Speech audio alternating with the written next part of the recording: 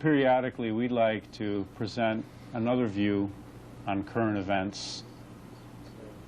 There are a number of issues we'd like to discuss today, which are currently before the public. I'm Julius Smetona. This is What Catholics Believe. Just recently, throughout the United States, there was a syndicated column called Jingling Coins, Lost Faith. The focus of the article was some of the scandals that have rocked the post-Vatican II Church. With me today to discuss and present another view is Father William Jenkins. Father Jenkins is a priest who has and is continuing to hold fast to the traditions and who celebrates the traditional Latin Mass exclusively. Father Jenkins, this is an idea or a theme we've come back to several times over the last 10 years. And it's this, the difficulties the post-Vatican II Church has had with some scandalous episodes involving its priests in their parishes. Particularly, this article referred to a 1998 situation in Dallas where there was about a $23 million settlement involving a lawsuit. The New Mexico State, I don't want to call it a state diocese, but the church in New Mexico, the post-Vatican II Church in New Mexico, was narrowly averted bankruptcy. And the article focused on the fact that in many instances, when these very serious allegations and this criminal behavior takes place, the local modern bishop will simply transfer the priest from one place to another place, the offending priest, and they referred to a cavalier lack of responsibility. My first question is this. To what extent have these problems always been with us, and to what extent would you link them to the developments of Vatican II and what has transpired since then? Well, human nature being what it is, Julius, problems have always been there, obviously. People have a tendency to sin. Were it not so, we would find the world to be a very different place. The newspapers certainly would be filled with different news. And we see the power of God's grace whenever we find virtue. But Catholics also, I mean, are subject to the ravages of original sin, even though that is removed from the soul by the power of the sacrament of baptism, by the power of Christ. Nonetheless, what are called the fomes peccati, that is sort of the aftermath of original sin, leaves the soul very much weakened and prone to the evils of pride and anger and lust and gluttony and so on. So, yes, there always have been these tendencies, but the Church has always sought to promote virtue and to suppress vice in people. This is the role of the Church, is to sanctify, among others, to teach, to govern, and to sanctify by the power of Christ. Now, we find that since Vatican II, which was the General Council that took place in Rome from 1962 to 1965, there has been a kind of explosion of this immorality, even among the clergy, in the modern changed church. And people sometimes ask, well, wasn't it always this way? And the answer is no, it wasn't always this way. And the reason it wasn't always this way is because the Church was very, very careful before. So you're saying this is a particularly modern, contemporary phenomenon? Yes, which has a great deal to do with the changes that came in with Vatican II. You see, in former days, seminarians would go through years and years of training, and it was very arduous training. And during those years, their characters were scrutinized very closely to see if they were suitable for the priesthood. I mean, a man who is going to be ordained a priest has to make a vow of celibacy, and he has to live that vow very faithfully. And he has to stand up under a lot of pressures from society, but also pressures from within, you know, his own loneliness and so on. And they need men who are able to stand up to those pressures. Just as in the modern military, you have the Navy SEALs, and you have the Rangers, and you have men who are trained to carry out, you know, very special tasks, and they have to have a certain quality. So the Catholic priesthood also looked for these qualities in men who, over the long term, could stand firm against pressures and maintain their integrity and dignity. But nowadays, in the modern seminary training after Vatican II, I think you'll find that those safeguards have been largely removed. In fact, it is the seminarians who keep the old devotions and the devotions which keep them steady and strong throughout the temptations of life are the ones who are looked upon with suspicion. And it is those who've gotten kind of in touch with their inner child and those who you know, have kind of looked upon not so much the spiritual life, but replaced it with psychology, especially self-fulfillment and self-realization and self-everything, all the New Age buzzwords. They're the ones who are looked upon as the ideal seminarians today. And it's normal that they're going to, you know, have these ideas that when they have a strong feeling that rather than fight it, they should give into it. I'm not saying that's true of all of the modern seminarians, but unfortunately it's all too true of many of them. So that we find scandals not only involving seminarians, we find scandals involving Novus Ordo, that is modern priests, even modern bishops sure. have been disgraced, and this has made headlines worldwide about the impure antics, even of some of the modern bishops.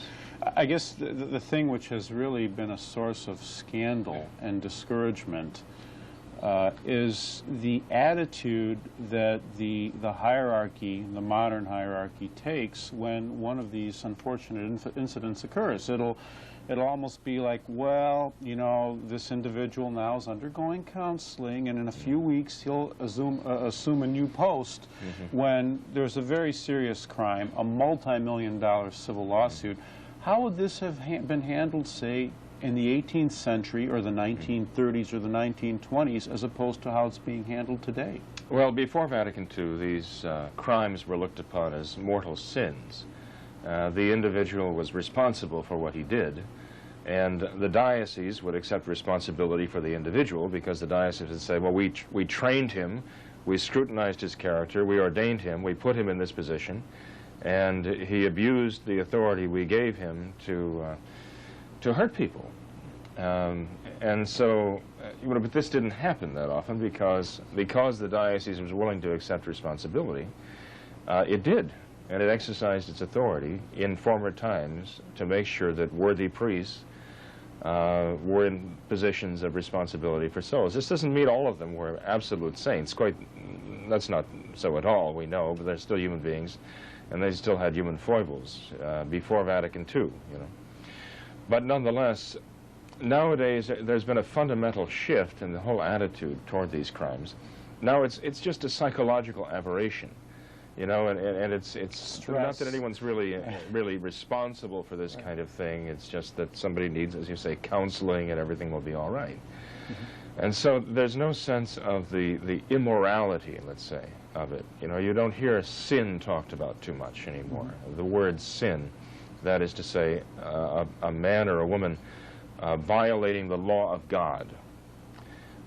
This is not the major problem that the Novus Ordo Church faced. It's some kind of psychological aberrance that we have to deal with by psychology and psychoanalysis and treatment.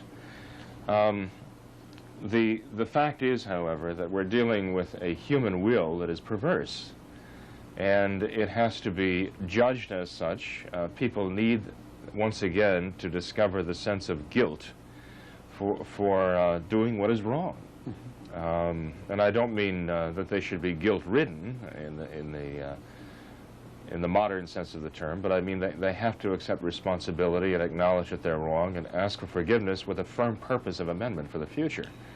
This is something that seems to be forgotten in the modern church as they go into more and more the psychological idea of. And I think what's significant, Father, too, is that if someone were accused of one of these terrible crimes and there was a substance to it and he admitted it, my sense is that, although I was not yet alive, but say in the 1940s or the 1930s, you were finished. You would either be exiled somewhere or be defrocked. You would never hold any sensitive position again, or period. Am I correct? Well, yes. As a matter of fact, a priest who would fall into this vice, of impurity, would be sent to a monastery for the rest of his life.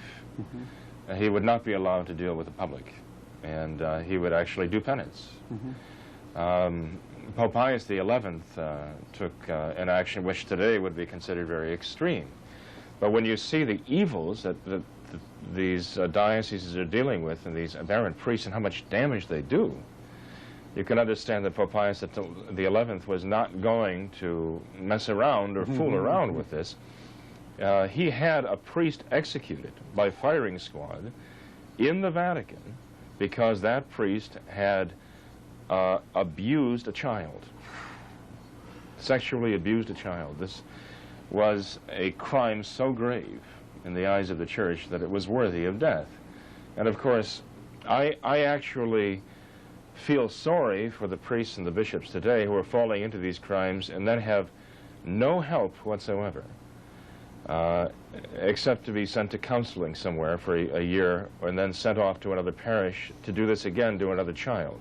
That's a horrible thing, and we know who's responsible for this. The authorities who are supposed to prevent this are the ones who ultimately are going to bear the responsibility before the judgment seat of God for what has happened to these children. What would you... Oh, but, I mean, this priest had the opportunity to repent of what he'd done, acknowledge that it was a capital crime, to confess his sins, to be absolved, and to prepare himself to meet his Maker and to face the judgment seat of Christ.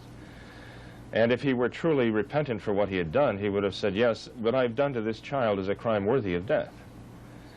But nowadays, nowadays they have no sense of that whatsoever. They leave behind them this wake of poor children who have been damaged for life by this experience, and they say, well, what are you going to do? I just had I got up on the wrong side of the bed that morning, or I didn't have my morning coffee. I'm exaggerating. I don't mean to sound cavalier. No, I understand, but it's true. I pity these clergymen who are left with no spiritual support by what has happened in the Church since Vatican II. They're also victims of what has happened. Father, what would your counsel and advice be to the Catholics who are in the pews, who are trying to practice their faith, who have been taught that this is the one true faith, who place, and properly so, the clergy on a different pedestal, and they see this happen and they're shaken to a certain extent? Is there any consolation you can offer them? Well, I would tell the people who are going to the modern churches that they really cannot place the priests there on a pedestal because the priests refuse to be on the pedestal.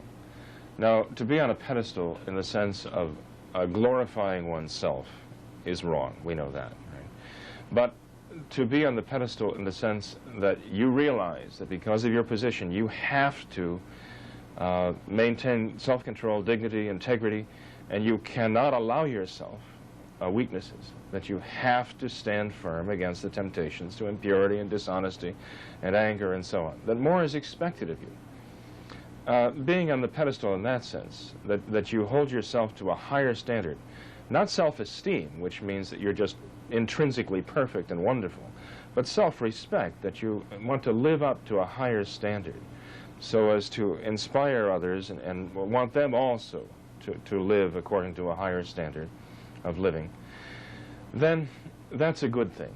But since Vatican II, again, the whole notion of the priesthood is, well, let's get down with the people, let's take the collars off, let's break down distinctions between us and the people. All the people are priests, and we're just ordinary people.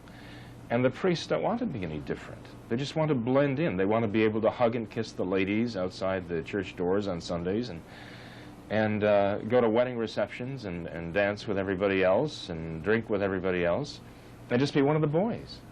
And if you take someone with that attitude, a priest with that attitude, and you have the old idea of the priesthood that it demands more of a man, and you have the priest who doesn't see it that way, then you're going to inevitably be disappointed in the way he behaves, and you're going to be scandalized by his behavior.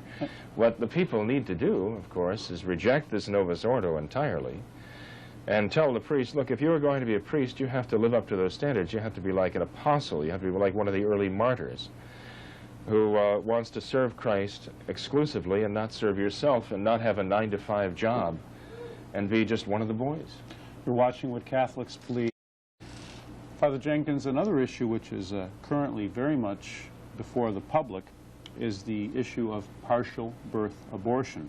The abortion issue has not died down. The partial birth issue is one which many people may not even be aware of what is involved in this procedure, but it is a procedure which was signed into law by the President. It is currently being tested. The Congress is attempting to ban it. They overrode the presidential veto. Now it is in the Senate. Maybe you could refresh people's minds a little bit in what really is involved with partial birth abortion. Well, it's so gruesome, I hesitate to get into any detail on it. It's basically the matter of murdering a child. That is to say, leaving the head of the child alone in the woman's body, and then, I mean, it's horrible to say it, but it's much more horrible to do it, to actually take a scissors and ram it into the back of the skull, under the base of the skull of the child, and then suck its brains out by suction machine, and then crush the skull and then deliver the child's head with the rest of the body. It's murder. It's a gruesome act. Now imagine if we decided in our country that criminals who were guilty of mass murder, I'm talking about people who might have murdered 10, 20, 30 people, tortured them to death, okay, buried their bodies under their homes and so on. We've seen examples of this in the not too distant past. These gruesome mass murders. If we were to say that we were going to take those people, just 2 or 3 of them, and make an example out of them by ramming scissors up the base of their skulls and then sucking their brains out. We were going to execute them this way. There'd be a public You imagine the hue and cry about how inhuman that would be. And of course it is inhuman.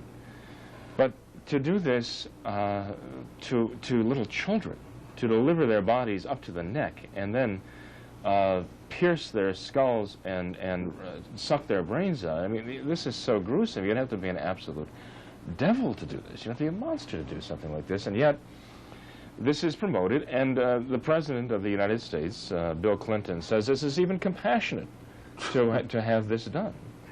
But you know, to me, what's so shocking is what kind of a doctor who is actually, it's almost a vocation toward helping the sick, toward saving lives, could do something like this where he is performing murders which would have been undreamt of even by Hitler. Well, you know, the idea behind that attitude is that pregnancy itself is pathological, that it is a sickness. And I mean, you can basically treat any sickness. But this is the attitude unfortunately, many of the doctors have, that pregnancy itself it means that there's something wrong with a woman, and you have to terminate that pregnancy to make her healthy or make her well again. Mm-hmm. This is the anti-life attitude that is unfortunately more and more prevalent in certain circles today, with the no population growth and zero population growth crowd, you know.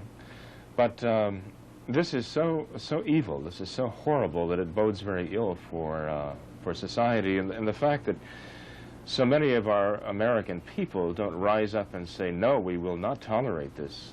We see where all this is leading now, and we're horrified by it. The fact that so few are willing to do that makes us wonder, well, what does the future hold? Now, we understand that the United States Congress has, by a wide margin, voted to overturn the veto of Bill Clinton. The houses of government in America actually voted to make partial birth abortion illegal, and Bill Clinton vetoed the bill, and saying that it was compassionate to have this done under certain circumstances for certain women. And I understand that just recently now the American House of Representatives has voted by a wide margin to overturn that veto. Now it's before the Senate. And that it's before the Senate. We'll see what happens. This at least is encouraging, that so many congressmen see the evil of this, and regardless of what other political views they may have, they recognize this is not to be tolerated. You mentioned about this boding ill for the country, that something like this is permitted. encouraged in a, well, I should say a perverse way by the president when he says this is an act of compassion. It's like saying, I'm doing this for your own good. I'm going to stick a knife in your throat. I'm being very compassionate. There's a theological point which maybe you could shed some light on. It's that countries cease to exist after this world is over. Human beings do not. Therefore, since God is just, countries will be brought to justice for their transgressions against divine law. Now we're looking literally, the Gentiles have raged and desired vain things. What are the theological implications of something like this? What are the consequences we may experience? Well, the only things that are going to survive this world are the human soul and its love for God. I mean, even faith and hope will fall away, because there will exist heaven and hell in the end. And in heaven, as in hell, there's no faith needed. And in heaven, there is no faith because you see God. You don't need to believe anymore. You know. Mm-hmm. And there's no hope in heaven because you have what you hoped for. You possess it. And in hell, there's no hope because you can never have what you were created for, and that is the possession of God. But the love of God will remain in heaven perfectly forever and ever. And now nations cannot pass out of this life, but that means that God judges them during this world's existence. God actually rewards and punishes nations during this world's span.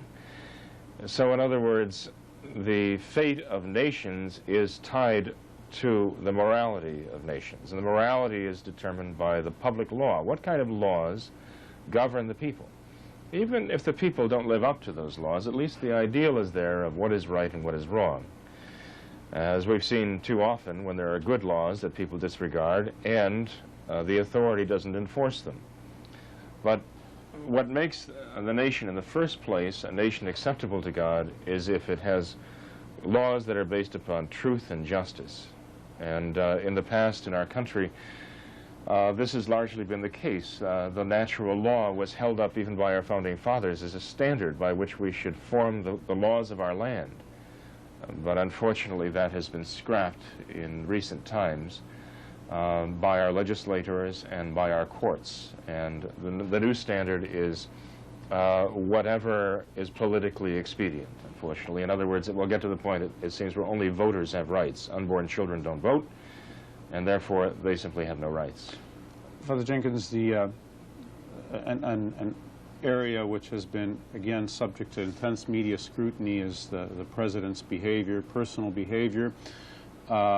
And the whole question is, does this really matter? Does anyone really care what he does in his private life? Does it affect the way he governs? And I guess the corollaries to that, or rather the following questions would be, what about the notion of demoralization? Mm-hmm. What about the notion of scandal? And what about the fallout, which has included just really obscene songs which we hear on the radios ad infinitum, which mock, which ridicule not only the president but the office of the presidency? Well, the character of leaders has a profound impact on the society. A leader's character cannot be something neutral. Either it's going to be good or it's going to be bad, just because of the spotlight the leader is in and the gravity of the decisions he has to make, and the many, many people who are affected by those decisions. So there is a duty incumbent upon leaders to present a good example, to be kind of the ideal of what they'd like every American to be. You know, it used to be a great thing to say every child in America has the possibility of growing up to be the President of the United States, you know, and this was a wonderful thing. There are very few children now who have any desire to be the President of the United States. The office has been so degraded. Unfortunately, this is true in the Novus Ordo Church with the office of bishop and priest, too. The office has been so degraded that very few children grow up with this idealistic notion of wanting to be this person, wanting to hold this office, wanting to be in a position to do great things for God or do great things for our country. They look upon these offices now as being possessed by men who are basically self-serving or playing to the gallery. So we have to try to restore this concept of responsibility in the leaders of our land and the leaders of our church, and demand that they live up to their responsibilities and be the type of people that everyone should want to be. You've been watching what Catholics